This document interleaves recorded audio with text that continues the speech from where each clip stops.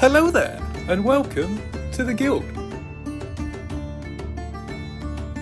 Welcome to the Guild SMP. Now, how exactly does it work? Well, within this world, the land is split up into 4 separate factions. They are split into the Hunters, the Miners, the Gatherers, and the Scholars, all working in unison and harmony until that time comes. See, each guild member has responsibility to fulfill certain aspects of the game that somewhat relate to their guild title. For example, take my guild for example, the Scholars. We are masters of potion making, villager trading, enchants, books, mending, the lot, which we then supply to the rest of the other factions. However, alongside this, just to balance things out, we are still allowed to bend the rules slightly by farming and mining for personal gains such as tools and building, rather than for the faction itself. On top of that, the dragon fight is actually open to everyone who can be in, because why wouldn't it be? It's one of the biggest events always on an SMP. And of course, one last thing to top it off, just before we get onto everything else, there were bases built before the server started up, basically just to set themes, I think, for each guild and like which direction they're heading in, with the builds that they're going to make and all the farms and stuff like that, and all the future-y kind of bits that are going to happen. Basically, Scholars have floating islands with all this mystical magic-y stuff. The Gatherers got a woodland mansion with a bit of farming bits outside, very, very sort of plant life and flowery and beautiful and fantastic.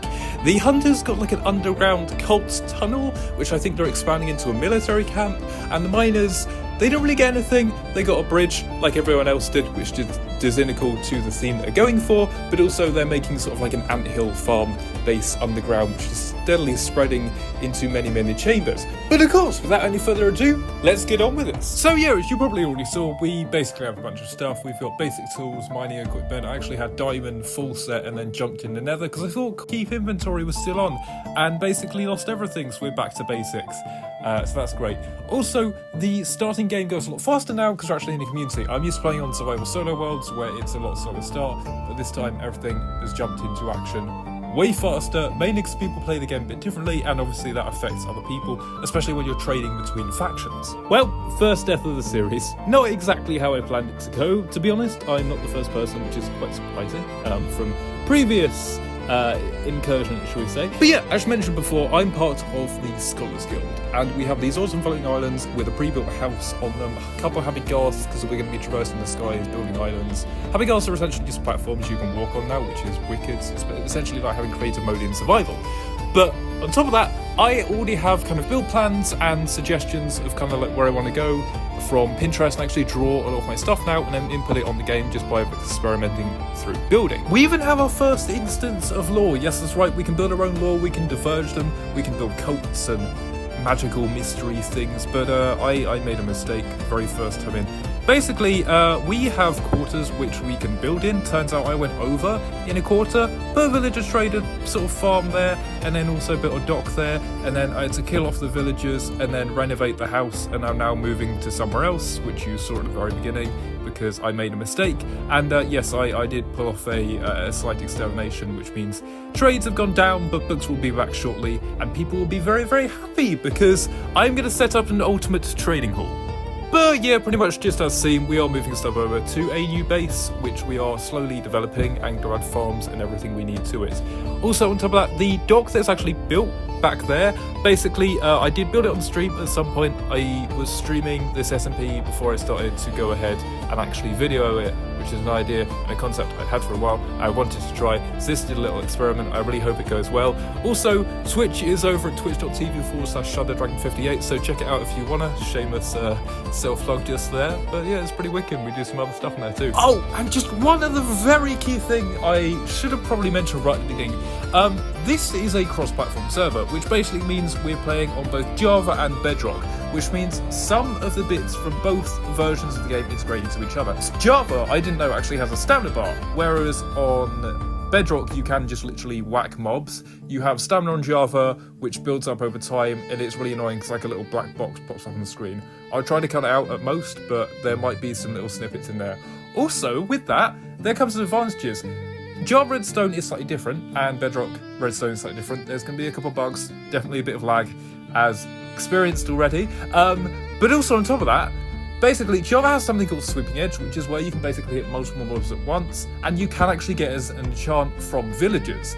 So yeah, it could be promising. But yeah, diamonds are on the horizon, and I'm gonna need pickaxes because the base I'm planning, it's gonna need quite a lot of digging, especially with the other sort of villager implements I'm gonna apply to the floating islands, as well as some other bits, because you can actually trade diamonds with villagers. Well, that was expected at some point. I'm gonna find every which way to die on this server, aren't I? Truly.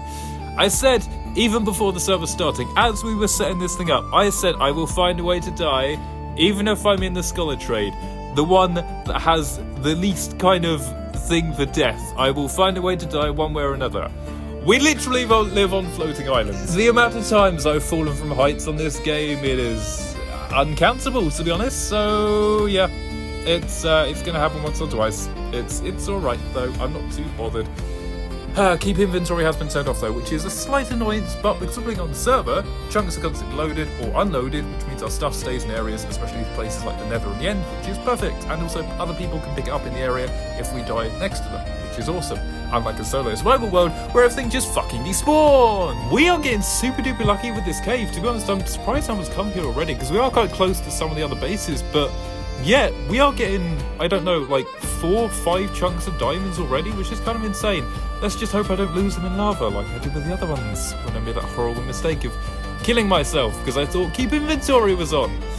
All worked out though, because now finally we have our own portal. And I know this looks randomly placed, it's just because the path isn't built yet, but this is in a specific spot where you're going to be able to step out the portal. There's going to be a sign in front of you telling you to turn around, and there's just going to be this massive mega base there. I want it to be a shock, because this thing is going to be quite, I don't really know how to put it, but I've got certain visuals and ideas for this mega base, and it is going to be insanity. And there we go, another little milestone completed. Just wonderful. Right, now we actually have portal travel and access to the Nether. I just need to hook this thing up. Very, very simple. Divide your coordinates by 8, build a portal in the Nether, and that's pretty much it, because I'm pretty sure this is just a straight line from the actual Scholar Portal, which later I'm actually going to go to transform into a floating thing with stones around it. A bit reminiscent of Grian's portal from Hermitcraft. I think it was number 8 or 9, where he had like the floating portal with stones and stuff, but also it's kind of gonna be shattered with this sort of like runic bit sort of floating around it, very sort of mysticality and stuffs. And yeah, and the thing is, yeah, with the whole sort of building aspect of everything, we can all have our own input. Everybody's building styles are going to come together and work in unison. People can take up bigger projects if they want to, so I'm taking up the portal, someone else is taking up the house, other people are taking up the islands and actually building them so we can build on top of the islands. You don't have to build an island, because I've got some ideas for structures that basically just going to float but still have some sort of physics around them, which could be pretty sick. But also this path is looking pretty wicked, because that leads from the base to the portal. And yeah, this place is starting to turn out quite beautiful actually.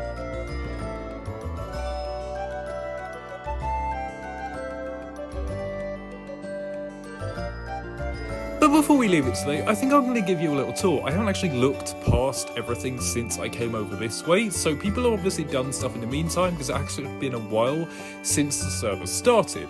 And like I said, people play the game differently and they're in different guilds, so they will have advanced much further than us or be on the same level, just doing different stuff, because while I've been focusing with villagers and other bits, they've probably been focusing on building and farming and hunting and doing farms and everything. And just with a quick hop, skip and a jump, if we come over this way, we can actually go and see the Hunter's Base. As I mentioned, they are expanding it into somewhat of a military camp, and they've got these towers in here, this wall which is kind of reminiscent of Shadowcraft's wall in their little cottage. They've got pig holes and stuff so they can actually farm things.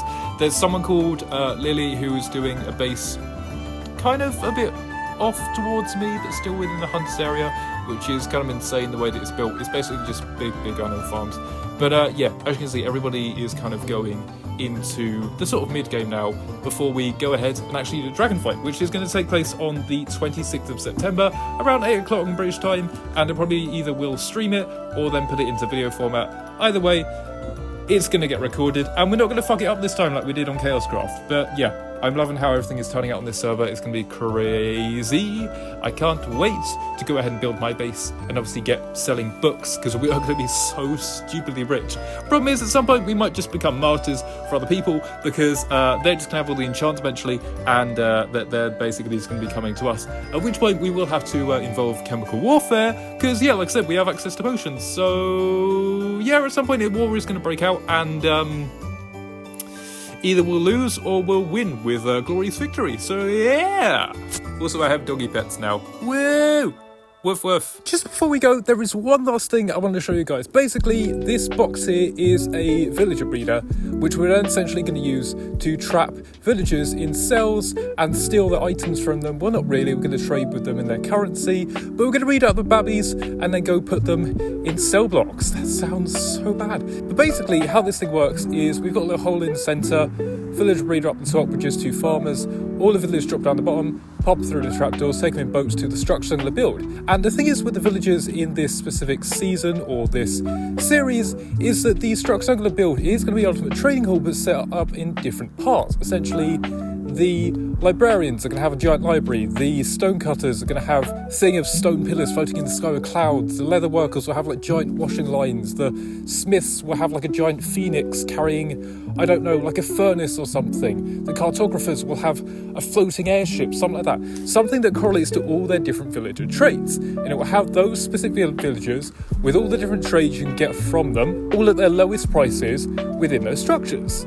And that's essentially how it's going to work, and I've been working tirelessly to get this done. I have actually now, by this point of filming this episode, gone ahead and gotten efficiency, fortune, mending, unbreaking, silk touch, and a bunch of other ones, including sharpness 5 and sweeping edge, which actually happens to be a thing because we're playing along with Java. And so hopefully we can get player trades up and running once again very, very quickly. But unfortunately, that is where I'm going to have to leave you guys for now. However, if you want to catch me in the meantime, playing some other games, doing some less PG stuff, doing some horror stuff because Halloween's right around the corner, possibly doing art or cosplay making, or the cheeky SMP shenanigans with some other peeps, then please do check out my Twitch, which is actually linked in the description for your convenience, along with my other socials, which have got some stuff on that's never seen the face of Twitch or YouTube. I've also got a Discord now, so feel free to join if you wanna. There's a bunch of stuff to do on there, there's games, sharing, media, chats, just rant about random stuff. But yeah, have a good one, and I'll see you all soon. Goodbye!